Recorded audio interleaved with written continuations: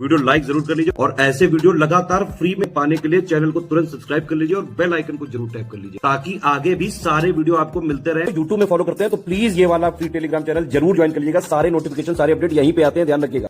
नमस्कार दोस्तों, स्वागत है आप सभी का ऑनलाइन एग्जाम प्रिपरेशन पर which is the part of study for civil services.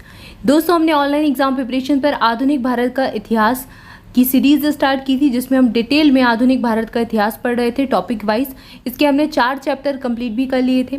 4th number का चैप्टर स्टार्ट किया था जिसमें हम पढ़ रहे थे ब्रिटिश का भारत में विस्तार और सुदृढ़ीकरण। तो इसमें हमने इस क्रम में हमने भारत जो ब्रिटिश थे उन्होंने भारत के मैसूरों को कैसे हराया और मैसूर पर विजय प्राप्त की। उसके बाद उनके मराठाओं से संघर्ष हुए, तो ये सब हमने देखा। तो मराठाओं के संदर्भ में हमने पढ़ लिया था सारा कुछ कि मराठाओं से कैसे ब्रिटिश ने विजय प्राप्त की, अंग्रेजों ने कैसे आंग्ल मराठा युद्ध हुए, इनके बारे में पढ़ा और मराठाओं की पराजय के कारण भी देख लिए थे। यहाँ तक हम पढ़ चुके हैं। इसके बाद विस्तार की नीति में आगे बढ़ते हुए ये आगे बढ़ते गए विस्तार के क्रम में अंग्रेज, और साथ ही साथ इनने ईस्ट इंडिया कंपनी विस्तार तो कर ही रही थी। इसके बाद इनके संघर्ष सिखों से भी हुए और फिर इनके कुछ जैसे कि आसपास के जो पड़ोसी देश हैं, भूटान हुआ, नेपाल हुआ, बर्मा हुआ, उनसे भी कुछ इनकी जो है विस्तार की नीतियाँ वहाँ पर भी हुई। तो ये सारा आगे हम पढ़ने वाले हैं। आज हम देखेंगे सिखों के बारे में कि सिखों के संबंध में इनका क्या था, कैसे सिखों से इन्होंने विजय प्राप्त की। तो चलिए स्टार्ट करते हैं। सिखों का जो काम था, मतलब जो कार्यकाल था 1763 से 1773 के बीच का जो पीरियड था, ये अनेक मिस्र पंजाब प्रदेश पर शासन करने लगे।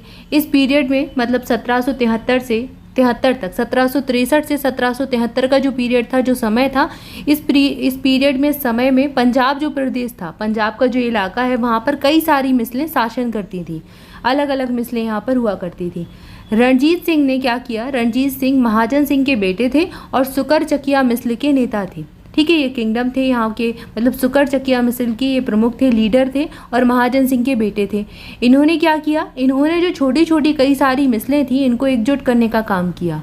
यहाँ पर पंजाब ने, रणजीत सिंह ने सारी मिसलों को एकजुट किया और एक पंजाब राज्य के साम्राज्य की स्थापना की। तो इन्होंने एक पंजाब राज्य बनाया और ये क्या बन गए, उसके किंगडम बन गए।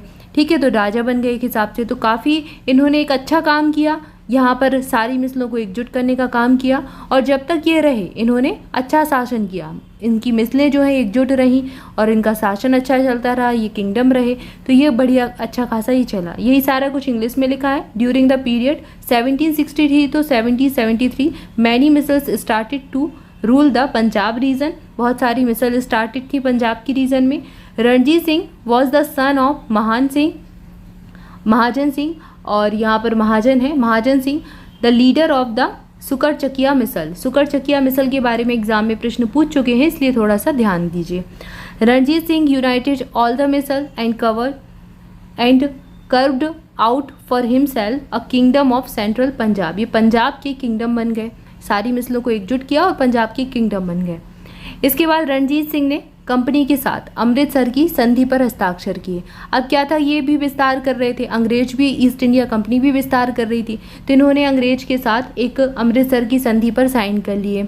25 अप्रैल 1809 को अमृतसर की संधि पर हस्ताक्षर हुए ईस्ट इंडिया कंपनी मतलब अंग्रेजों के बीच और जो पंजाब के राजा थे रणजीत सिंह, इनके बीच में। ये डेट याद रखनी है, एग्जाम में पूछी जा सकती है। अमृतसर की संधि में क्या था कि जो सतलज नदी थी, तो सतलज नदी को एक बॉर्डर मान लिया गया। सतलज नदी को पंजाब साम्राज्य और कंपनी के बीच की सीमा के रूप में स्वीकार किया गया। मतलब सतलज नदी के एक तरफ अंग्रेज रहेंगे और एक तरफ कौन रहेगा, पंजाब की जितनी मिसलें हैं, यानी कि पूरा पंजाब साम्राज्य रहेगा, रणजीत सिंह रहेंगे। तो एक तरफ रणजीत सिंह का साम्राज्य और एक तरफ ईस्ट इंडिया कंपनी का साम्राज्य रहना था।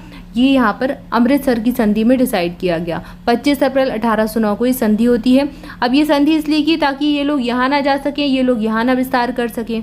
तो ये संधि यहाँ पर किसके बीच, रणजीत सिंह और ईस्ट इंडिया कंपनी के बीच होती है। ट्रीटी ऑफ अमृतसर इसको कहा जाता है। सतलज रिजर्व इसमें क्या बन गई, सतलज रिवर जो है इसमें बाउंड्री का काम करने लगी। रणजीत सिंह की मृत्यु के बाद क्या हुआ, जब तक रणजीत सिंह रहे तो ये काम चलता रहा। इनका जो किंगडम था, मतलब जो ये किंगडम थे, इनका जो शासन है पंजाब साम्राज्य आराम से चलता रहा, इतनी कोई दिक्कत नहीं हुई। ये काफ़ी बहादुर भी थे, तो इन्होंने अपने साम्राज्य की रक्षा की। ठीक है, अपना जो साम्राज्य था पंजाब साम्राज्य से इसकी रक्षा की, किसी को हड़पने नहीं दिया। लेकिन जब इनकी मृत्यु हो गई तो क्या हुआ, अलग अलग लोग आकर कब्जा करने लगे, मतलब गद्दी पर अपना कब्जा जमाने लगे। लोग कहने लगे गद्दी हमारी है, अब हम राजा बनेंगे, अब हम राजा बनेंगे। तो ये सारी चीज़ें हो गई। तो रणजीत सिंह की मृत्यु के बाद लाहौर की गद्दी पर कब्जा करने के लिए अलग अलग दल बनने लगे, योजनाएं बनने लगी, और साथ ही साथ क्या है, प्रति योजनाएं भी बनने लगी, और अंग्रेजों को हस्तक्षेप करने का अवसर मिल गया। अब अंग्रेज क्या कर रहे थे, अंग्रेज किसी ना किसी को अपनी साइड कर ले रहे थे और इनको भी हस्तक्षेप करने का मौका मिल गया। अंग्रेज तो विस्तार करना ही चाहते थे, तो यहाँ पर अंग्रेजों को अपॉर्चुनिटी मिल गई। यही सारी चीज़ें अंग्रेजी में भी लिखी हैं। फिर इसके बाद क्या होता है, प्रथम आंग्ल सिख युद्ध होता है। प्रथम आंग्ल सिख युद्ध में क्या है, सिख सेना ने सतलज नदी को पार कर लिया। अब यहाँ पर जब सतलज नदी को सिख सेना ने, जो सिखों की आर्मी थी, सिख आर्मी ने क्रॉस किया सतलज नदी को, तो अमृतसर की संधि यहाँ से टूट गई। तो अंग्रेजों ने क्या कर दिया, युद्ध की घोषणा कर दी।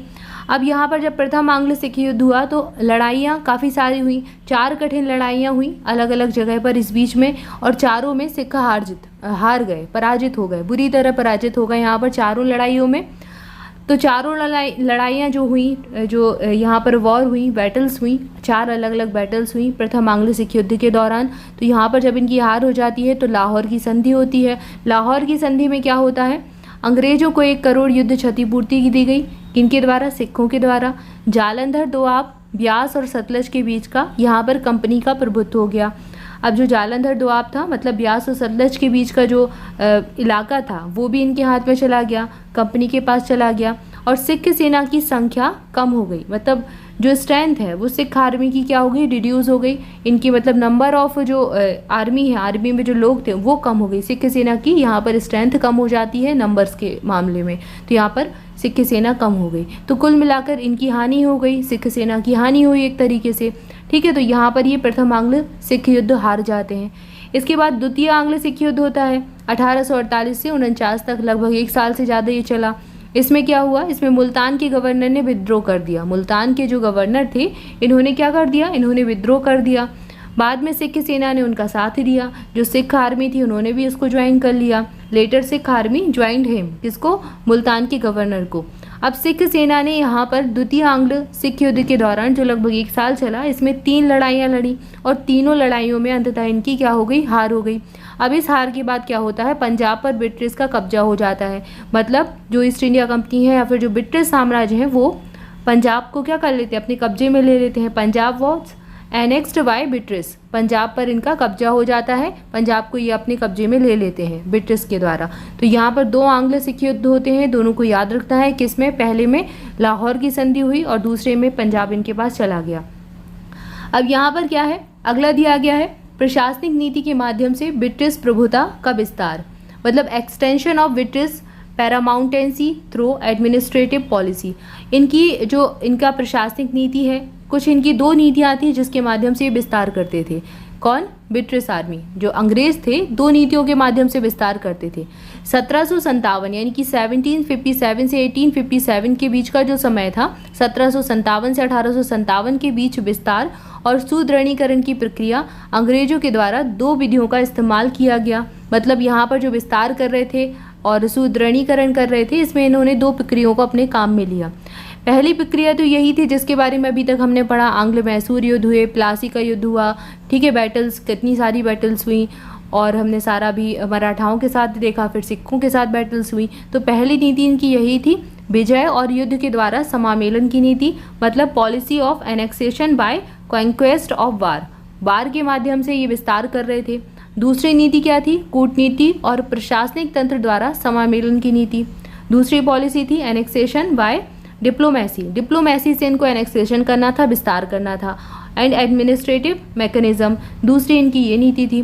तो अभी तक हमने इसके बारे में पढ़ा है, काफ़ी कुछ डिस्कस कर लिया है, कई सारी बैटल्स पढ़ ली, प्लासी का युद्ध देखा, उसके बाद हमने मराठाओं से युद्ध देखा, और फिर साथ ही साथ हमने अभी ये मैसूर युद्ध भी देख चुके हैं, सिखों का युद्ध देख लिया।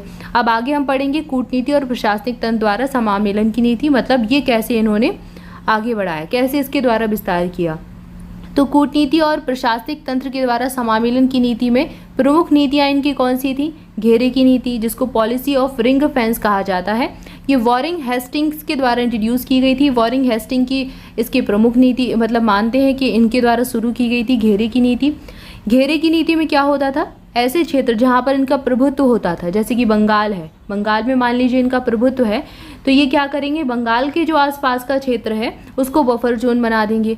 बफर जोन को, जैसे कि अगर कोई इस जोन में आता है या फिर यहाँ पर नज़र डालता है तो यहाँ पर उसको कंट्रोल किया जा सके। जैसे बंगाल पर इनका अच्छा खासा प्रभुत्व है, इनकी फैक्ट्रियाँ हैं, काफ़ी कुछ था, तो इन्होंने अवध को बफर जोन बना दिया, तो अवध को अपने कब्जे में ले लिया। ये घेरे की नीति हो गई, मतलब बंगाल के आसपास का जो क्षेत्र है उसको भी कब्जे में ले लेंगे ताकि उसकी सुरक्षा कर सके, ठीक है, और कोई उस पर विस्तार। तो ऐसे करते करते, जैसे इन्होंने एक क्षेत्र जीता उसके आसपास का भी ले लिया, ऐसे करते करते इन्होंने घेरे की नीति से भी विस्तार किया। इसके बाद सहायक संधि प्रणाली, इसके बारे में तो हमने काफ़ी कुछ पढ़ा है। सहायक संधि के द्वारा इन्होंने कितने राज्यों को लिया, ये 42 सली की नीति थी। फिर एक प्रथा थी व्युत्पन्न की नीति, जिसको डॉक्ट्रिन ऑफ लेप्स या फिर गोद निषेध प्रथा भी कहा जाता है। व्युत्पन्न की नीति इसको कहते हैं। इस नीति में इनके दो कारण होते थे, दो तरह से ये इस नीति को काम लेते थे। पहला तो इनका था ऐसे साम्राज्य या फिर ऐसे क्षेत्र जहाँ का राजा मतलब लायक नहीं है या फिर अयोग्य है, तो उसको ये अपने कब्जे में ले लेते। उसको, जैसे कि कोई राजा है, अगर वो अयोग्य है तो वहाँ की प्रजा उससे खुश नहीं होगी, वहाँ के काम अच्छे से नहीं हो रहे होंगे, सेना उनसे खुश नहीं होगी। तो इन्होंने कहा कि ऐसे कोई क्षेत्र हैं जहाँ पर राजा अच्छा नहीं है, योग्य नहीं है, अयोग्य है, उनकी प्रजा उनसे खुश नहीं है, काम अच्छे से नहीं होते हैं, प्रशासनिक व्यवस्था अच्छी नहीं है, तो ब्रिटिश साम्राज्य उनको अपने कब्जे में ले लेगा। दूसरी इनकी नीति थी इसके तहत कि मतलब कि जैसे कोई राजा है, अगर उसकी मृत्यु हो जाती है और उसका कोई पुत्र नहीं है, कोई मेल उसका चिल्ड्रन नहीं, कोई उसका मेल बच्चा नहीं है, कोई पुत्र नहीं है, तो उसको मतलब कि उत्तराधिकारी नहीं है कुल मिलाकर, तो उसको वो अपने कब्जे में ले लेंगे, यानी कि ब्रिटिश उसको अपने कब्जे में ले लेंगे। अब यहाँ पर गोद लिया हुआ बच्चा या फिर दत्तक पुत्र को ये मान्य नहीं मानते नहीं थे कि दत्तक पुत्र। झांसी की कहानी इसी पर है, झांसी को ये कब्जे में लेना चाहते थे क्योंकि उनके पास उनकी जो रानी थी दत्तक पुत्र था, उनका खुद का कोई पुत्र नहीं था, तो यहाँ पर उन्होंने फिर झांसी की रानी ने लड़ाई की अंग्रेजों से। तो इसको ये डलहौजी के द्वारा ये नीति ज़्यादातर अपनाई गई थी, व्युत्पन्न की नीति या फिर गोद निषेध प्रथा, तो ये इसके अंतर्गत था, ठीक है। तो ये तीन नीतियाँ अधिकांश तौर पर इनके द्वारा अपनाई गई विस्तार के लिए, सुदृढ़ीकरण के लिए। क्लियर है। इसके बाद ब्रिटिश भारत के साथ पड़ोसी देशों के संबंध कैसे थे इसको देखते हैं। Relation of British India with neighbouring countries. सबसे पहले बात करते हैं एंग्लो भूटान संबंध की। अब ये विस्तार तो कर ही रहे थे, आसपास के पड़ोसी देशों में भी इन्होंने विस्तार किया। तो 1816 में असम पर कब्जे ने भूटान के पहाड़ी राज्य के साथ अंग्रेजों की निकट संपर्कता बढ़ाई। 1816 में इन्होंने असम पर कब्जा कर लिया। असम के पास लगा है भूटान का पहाड़ी इलाका, तो भूटान के पहाड़ी राज्य के साथ इनकी निकटता बढ़ गई, संपर्क बढ़ गए, मतलब कुल मिलाकर इनके कॉन्टैक्ट्स यहाँ पर भूटान से बढ़ गए। अब यहाँ पर कॉन्टैक्ट्स इनकी भूटान से बढ़े तो 1865 में भूटान को वार्षिक अनुदान के बदले असम जाने वाले जो दर्रे हैं उनको छोड़ने के लिए इन्होंने बाध्य किया, ठीक है। यहाँ पर मतलब जो पासेस थे इस बीच में इन्होंने कहा कि कुछ हम आपको अनुदान दे देते हैं, आप इन पासेस को छोड़ दो। और ये पासेस ऐसे थे, मतलब ये जो दर्रे थे बीच में उस इलाके के, वो ऐसे दर्रे थे जहाँ पर इन्होंने क्या किया, चाय का उत्पादन किया। मतलब इन क्षेत्रों में बेहद उत्पादक चाय के बागान इनके द्वारा बनाए गए। तो ये ऐसे करके इन्होंने क्या किया, भूटान से संबंध बनाए, भूटान के कुछ क्षेत्रों को अपने हिस्से में ले लिया, मतलब कुल मिलाकर ये विस्तार ही कर रहे थे। ऐसे विस्तार करते करते इन्होंने नेपाल भी अपने कब्जे में लिया, नेपाल के कुछ क्षेत्रों में। तो आंग्लो नेपाल संबंध यानी एंग्लो नेपाल रिलेशन कैसे थे। गोरखाओं ने 1760 में नेपाल पर नियंत्रण हासिल कर लिया था। जो गोरखा थे उन्होंने 1760 में नेपाल को अपने कब्जे में ले लिया। 1801 में अंग्रेजों ने गोरखपुर पर कब्जा किया, जिसने गोरखा की सीमा और कंपनी की सीमा को साथ में ला दिया। अब ये आमने सामने थे। इन्होंने क्या किया, गोरखपुर पर जब अंग्रेजों ने कब्जा कर लिया तो गोरखाओं की जो सीमा है और जो अंग्रेजों की सीमा आमने सामने आ गई। लॉर्ड हेस्टिंग यहाँ पर थे 1813 से 1823 तक। तो इस काल में गोरखाओं के द्वारा बुटवल और स्योराज के कब्जे के कारण यह संघर्ष शुरू हुआ। अब यहाँ पर गोरखाओं ने क्या किया, बुटवल और स्योराज पर कब्जा कर लिया, तो इनके बीच में संघर्ष शुरू हो गया एंग्लो और नेपालों के बीच में। गोरखा क्या है, काफ़ी अच्छे वॉरियर्स होते थे, बहुत बहादुर होते थे, अच्छे खासे लड़ाकू कहलाते थे, अच्छा लड़ते थे। तो यहाँ पर इनके बीच में संघर्ष हुआ। सगौली की संधि होती है और इस संधि में अंग्रेजों के पक्ष में हस्ताक्षर किए गए। सगौली की संधि में क्या हुआ, अंग्रेजों का लाभ हुआ। ट्रीटी ऑफ सगौली याद रखना है, एंग्लो नेपाल से संबंधित है, मतलब गोरखाओं और अंग्रेजों के बीच में हुई थी। तो यहाँ पर नेपाल ने एक ब्रिटिश रेजिडेंट्स को स्वीकार किया। सगौली की संधि के बारे में यहाँ पर चर्चा कर रहे हैं, ट्रीटी ऑफ सगौली। इसमें क्या हुआ, नेपाल ने एक ब्रिटिश रेजिडेंट्स को स्वीकार किया, मतलब उनकी एक रेजिडेंस कहाँ पर, नेपाल में रहेगी। नेपाल ने गढ़वाल और कुमायूं जिलों को अंग्रेजों को दे दिया। ये 2 जिले इन्होंने अंग्रेजों को दे दिए और तराई में अपने दावों को छोड़ दिया। मतलब तराई के जो हिस्सों पर ये दावे कर रहे थे कि हमारा क्षेत्र है, उसको भी छोड़ दिया। नेपाल सिक्किम से भी हट गए। सिक्किम का जो इलाका इनके पास था, तो कुल मिलाकर अगर आज सिक्किम भारत के हिस्से में आता है तो उसका श्रेय अंग्रेजों को जाता है, क्योंकि इस पर अंग्रेजों ने ट्रीटी ऑफ सगोली के तहत इसको अपने कब्जे में ले लिया था। तो नेपाल सिक्किम से भी हट गए। अंग्रेज अब हिमालय तक पहुंच गए। मतलब दक्षिण भारत में ये सबसे पहले आते हैं और दक्षिण भारत से विस्तार करते करते ये हिमालय तक पहुंच जाते हैं। कैसे आप देख रहे हैं, पूरा भारत अपने कब्जे में ले रहे हैं। तो ये अब हिमालय तक पहुंच गए और अंग्रेजों को कई सारे हिल स्टेशन मिल गए। गोरखा एक बड़ी संख्या में ब्रिटिश सेना में शामिल होने लगे। अब चूंकि इन्होंने इनकी बहादुरी को देख लिया, जो गोरखा थे उनसे जब इन्होंने संघर्ष किया, लड़ाई की, तो इनकी बहादुरी को देखा। गोरखा अच्छे वॉरियर्स थे, अच्छा खासा लड़ते थे। तो इन्होंने, अंग्रेजों ने देखा कि अच्छा लड़ते हैं, ये बहादुर होते हैं, तो इन्होंने अपनी सेना में इनको शामिल करना शुरू कर दिया। किसने? ब्रिटिश आर्मी ने, ब्रिटिश सेना ने इन्होंने गोरखाओं की एक रेजिमेंट बना दी और इनको अब रेजिडेंट बना दी और इनको अपनी आर्मी में शामिल कर लिया, अपनी सेना में शामिल कर लिया। और अभी भी अगर आप देखें तो वर्तमान में एक गोरखा रेजिडेंट होती है। और साथ ही साथ ब्रिटिश में, यानी कि यूके में, ब्रिटिश जो ब्रिटेन है वहाँ पर भी इनकी एक रेजिडेंट होती है, वहाँ पर भी गोरखाओं की नियुक्ति होती है। ठीक है, तो ये इतने अच्छे काफ़ी वॉरियर्स थे, काफ़ी अच्छे जो है लड़ते थे, तो इनको सेना में इन्होंने रखना चालू कर दिया। तो यहाँ पर क्या होता है, ट्रीटी ऑफ सगौली में ये सारी चीज़ें आती हैं। सिक्किम हाथ में आ जाता है, नेपाल तक विस्तार, हिमालय तक ये पहुँच जाते हैं अंग्रेज, यहाँ तक इनका विस्तार हो जाता है। क्लियर है? तो यहाँ पर हमने कुछ चीज़ों को देखा। आई होप सारी जानकारी आपको अच्छी लगी होगी। इसके बाद अगला जो है आंग्ल बर्मा संबंध के बारे में पढ़ेंगे। बर्माओं के साथ इनका कैसे जो है संबंध हुए, कैसे इन्होंने बर्मा की कुछ इलाके को कब्जे में लिया, वहाँ पर उनकी संधियाँ हुई, इसको आगे हम पढ़ने वाले हैं। तो आज की वीडियो में इतना ही। इसके आगे जो है वो हम नेक्स्ट वीडियो में देखेंगे। तब तक के लिए आप सभी चैनल के साथ जुड़े रहें। प्लीज़ वीडियो को लाइक कर दें, दोस्तों के साथ भी शेयर करें। Thank you for watching this video. मिलेंगे नेक्स्ट वीडियो में। Thank you so much.